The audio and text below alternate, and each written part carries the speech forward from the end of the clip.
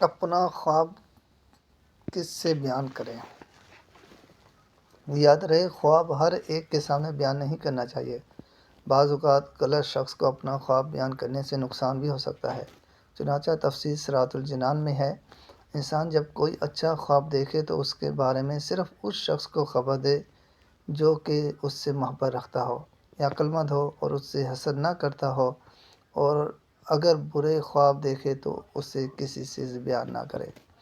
صحیح بخاری اور صحیح مسلم میں ہے، نبی اکرم صلی اللہ علیہ وآلہ وسلم نے ارشاد فرمایا، اچھا خواب اللہ پاک کی طرف سے ہوتا ہے۔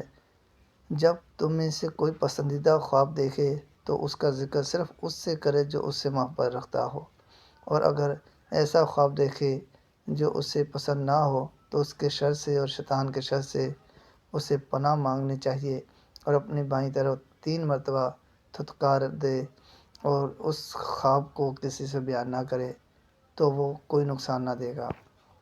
اسی طرح کی ایک حدیث مبارک کی شرح میں مفتی احمد یار خان رحمۃ اللہ علیہ فرماتے ہیں، یعنی اگر خواب ضرور بیان کرے، اچھے خواب ضرور بیان کرے تاکہ اس کا ظہور ہو جائے، مگر بیان کرے ایسے عالم معتبر سے جو اس کا دوست و خیر خواہ ہو تاکہ وہ تعبیر خراب نہ دے، اچھی تعبیر دے۔